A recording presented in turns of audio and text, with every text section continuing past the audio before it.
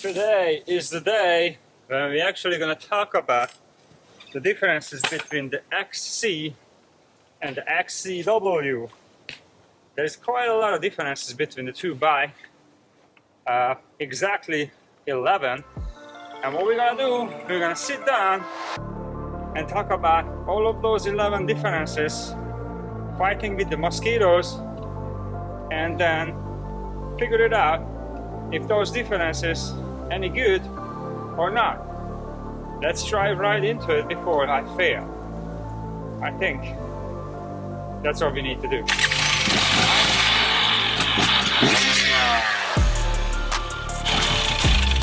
I forgot to put it in neutral. I forgot to put it in gear. It wasn't neutral.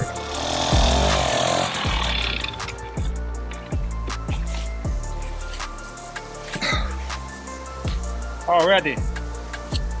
What a good introduction, huh? Failure putting in the gear. Put the bike in the gear and take off. But anyway, it's good for one. So let's jump right into it, shall we? 11 items.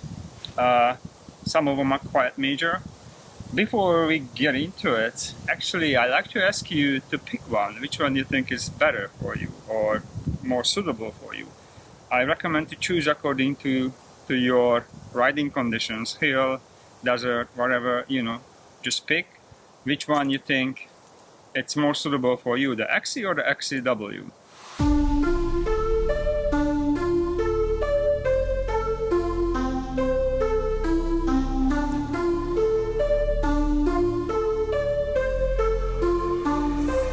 And alright, since you probably did that, let's go right into it. Number one is the digital gauge. That is a pretty nice, well thought gauge on the W, which is gives you a bunch of information, easy to see, give you the speed, how fast you are going. Good stuff right there. The XC gives you a tiny little hour mirror with two things showing up on it. One is the fuel level, the second one is your check engine light. And I think it's kind of useless because you cannot see it. It's covered by the bar pad because it's located front of the triple clamp. It's mounted to the triple clamp and you cannot just see. So you technically, if you're going by that little LED lights, which is kind of show you when you are low on fuel, you won't be able to see it. So that's number one. Number two is the stator. The XCW comes with 110 watt stator. The XC comes with a 35 watt stator. What that gives you is on the W you'll be able to use a fan and the light at the same time. It doesn't come with the fan, but it gives you the option to be able to install one and just plug it into the existing connection which is controlling your fan. On the XC, you have to buy a fan and the controller, and you have to wire the fan to the battery in order to make it work. Back in the days, the XC was good enough to be able to have a light and the fan on it. Now it doesn't, so KTM taking things away little by little, making it more raw, I guess. Let's just call it this way, not money savings. But yeah, you pick which one is work better for you. If you want to have a fan and the light, then the W is more suitable for you far as that goes. The XC, now you can only give you options out of the two, and that's that. Number three is the flywheel. The W flywheel, almost 13 ounces heavier than the XC flywheel. What that gives you is more linear power, less snappier feeling down below, and overall it just helps you to smooth the power out. And let me cut that into, if you ever thinking about to put W stator and flywheel onto your XC to have light and fan working at the same time, KTM was thinking about you like you are trying to outsmart them, and they were making sure you won't be able to do that. They reduced the size of the XC flywheel, so you just won't be able to do that. Number 4 is gearing. I'm gonna ask you, what do you think, which gearing is more suitable for hill climbing? The W comes with 1345, the XC comes with 1449. And after you made your pick, which one you think is better, I'm gonna tell you the ratio between the two bikes. The W is 3.46, the XC is 3.50. So the difference is not really there. Either, I'm pretty sure, most of the people are thinking about the 13 putting up front, it's more suitable, and they do that. But the ratio, according to the numbers, it didn't change much, unless if you change the rear significantly. But yeah, so KTM went pretty even in this condition, So they didn't, they changed the gearing, but the end result is pretty much the same. Number 5, we're getting there. So number 5, this is the only item I think the XC equipped with it and the W doesn't. So every other item pretty much W has, XC doesn't. That's pretty much the road. Map switch. The XC has a map switch when you can select a green map or white map, which gives you a mellow, a white gives you a mellow riding conditions, the green aggressive condition. Noticeable difference. You really notice the difference between the two if you have the stock map equipped. And the W comes with the green map installed from factory. So you're gonna have the aggressive map, because the bike, even with that called aggressive map, is really mellow. It's like not much to compared to the X. You can buy that additionally from KTM. All about business, right? Like $140 you can buy that, and what I ended up doing brake it on the trails. I don't really use it much, but it can be useful at the mountains riding condition. It really makes a difference. When you add that, it really does make a difference. So yeah, number 5. Number 6 is the Footpacks. The W have the foot peg slightly higher, and the XC has the foot pegs slightly lower. If you are a smaller person and you worry about your sitting position, then you may want to have the W, because it just gives you less leg height, and then you can actually sit better on the bike. What I think about it, if you have foot pegs lower, then you kind of like lowering, centralizing the weight, because when you're standing on the bike or when you put weight on the bike with your feet, lower there is, better traction or better cornering you have. That's why the XC, I think, has the foot pegs lower, because it's more race oriented. Thinking about race cars or these people lowering their cars to have a better cornering, it's the same thing applies over here. Also, interesting to me, a lot of people taking, I don't know how many actually, but I see quite a lot of people taking the foot pegs off and putting like aftermarket foot pegs on these bikes. Normally I would agree with them 100%. I have 2 other bikes, both of those bikes equipped with aftermarket foot pegs, but this one, it's actually better than the aftermarket foot pegs. Reason for that, because the way they design it, it gives you a bigger print, so your feet sits on a bigger area than the aftermarket foot pegs. But that gives you, if you're serious about riding, then it gives you a better ability to balance yourself on the bike. So with these foot pegs and on this bike, it's very easy to balance yourself because the way the foot pegs is. Also, it has a very sharp point on the middle, which is catch your feet at the same spot in one slide.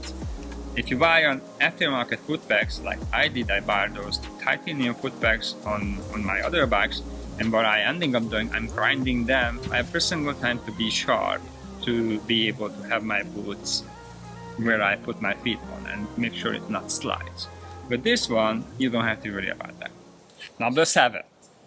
This is the silencer. And then, yeah, we're fighting with mosquitoes, and I just catched one. So silencer, that was the first item what I changed on my bike, because the XC comes with a short silencer, the W comes with the long silencer. Reason for the W comes with the long silencer because it gives you more torque. No wonder why all of the pros has those super long exhaust silencer on their bike, because of the additional torque what they gain out of it. The XC stock pipe is really meant for high revving and not for torque, lagging the bike at low gear. It doesn't meant for that. It meant for all out. That was the ideal behind the XC exhaust, and that's why it's smaller than the W. You choose which one you think it's more suitable for you. I like the look of the XC exhaust. However, I just took it off right away because I went for the additional performance instead of having a good look. Number 8, the oil tank. To me, this is the item which makes sense, like a breaker between the XC and the W, and makes sense to buy the W because it has an oil pump, and what that gives you, oil pump injection. And what that gives you is you are able to ride your bike on areas when they let you to ride on the street. You just fill up your tank, go back to the trails, and just keep it going without any hassle. On the XC, you have to mix your fuel, and you can only go far as your tank letting you to, because you cannot, unless if you carry an additional extra fuel somehow. It's just not manageable to do that with the XC. So on the W, you can you have an oil tank equipped with oil pump, and that's mixing the gas for you. And the only thing you need to do is buy a regular pump gas. Back in the days in 2022, when KTM was strong on these pumps was lasted like 40-60 hours. That's what the manual said. You need to change it out because it's not something what lasting long. Just for reliability, because if the pump breaks, then you cannot have the mixed fuel go into the engine, and then you're breaking the engine. So there is a serious factor over there. So as soon as the pump breaks down and you didn't realize that, then that's a big problem. Can be a big problem. Now on these new bikes, the 24 and up, the oil pump lasts for 100 to 200 hours, no problem. So you don't really have to worry about it as much. However, I see a lot of people buying the W and get rid of these tanks, and they're mixing the gas. The reason for that, they're doing that, most of them, because kind of like there's a little downside to it. But if you are a beginner rider or you're getting into riding and you decided to buy the W, I don't think that would be a deal breaker for you. So what the pump gives you is, the setup gives you, you're gonna have a little hesitation on the throttle, hesitation with the throttle at low RPM. So when you try to take off, you are rolling with your bike, you try to take off, you have a little hesitation, and also you're gonna have an oil buildup, so you gotta clear the engine out time to time because it's just gonna get filled with it, and it does not rev high on high RPM as it is if it's clear. So the condition is not consistent on those bikes if you have the pump in place. With a simple $30 little aftermarket parts kit, then you can remove the tank and you're not gonna have this problem. But you're also gonna get rid of the fact to be able to fill up your tank when you are out on the road. So you gotta choose which option is more suitable for you. But I don't see a point of buying a W if you're taking the tank out. But your call. Number 9 is the weight. The W weighs 245 pounds. The XC weighs 242.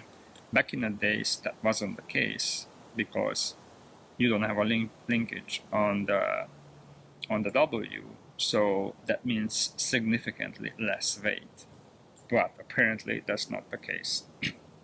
The W is heavier than the XC. It's not really noticeable, but you know, it's just heavier. Number 10, there is one more to go. So number 10, suspension. The W has a PDS suspension, no linkage suspension. The XC has a linkage. I'm gonna stick that in if you are smaller people and you wanna be able to manipulate the height of your bike.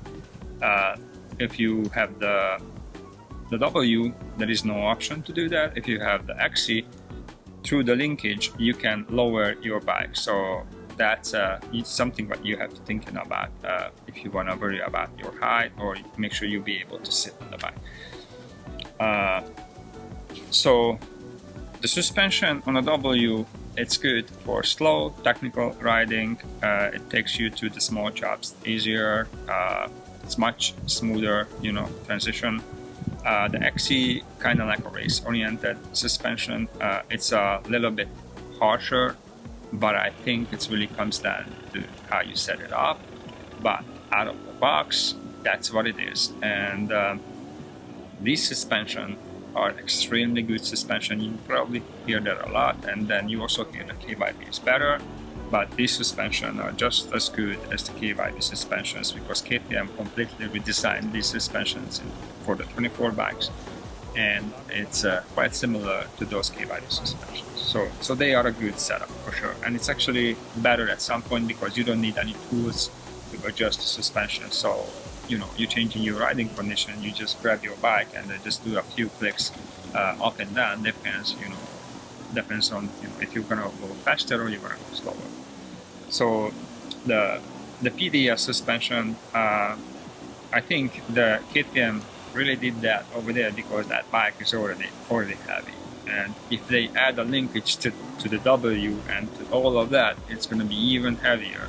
So you know, they're telling you that's a design factor, and it's there's a serious whatever went into it to be like that. But I think it really comes down to weight, because it would be that much of a difference between the two bikes, not just 3 pounds, more like 7 or 10, then you know, you would thinking about that something really went off with those bikes because of the additional weight.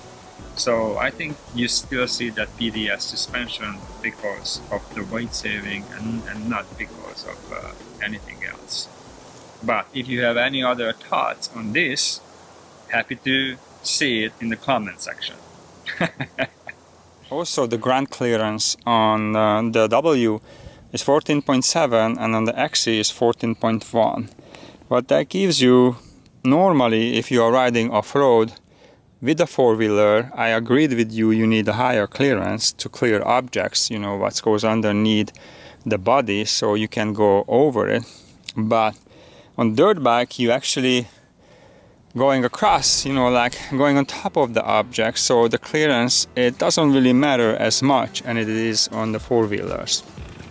And when it comes down to skid plates, if you buy a Akerbis, probably I butchered the name, like the aftermarket skid plate, which is covering the linkage, that kind of gives you options when the wood or the lug is actually going to the lower portion of the rear wheel, and it's actually easier to clear the objects because of that, instead of the PDS shocks when actually the lug goes higher on the rear wheel and you have to, you know, have to have a higher speed or a better capabilities like skills to go over the lugs than to do it on the XC. So the XC is, I think, it's easier to clear the lugs because the way the rear shock is, the linkage is, it actually helps you to slide through the lugs easier than it is on the W.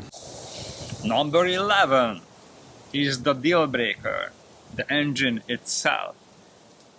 The W has 47 horsepower, the XC has 57 horsepower. Boom, there you have it. That's why the XC is snappier, because it has more power.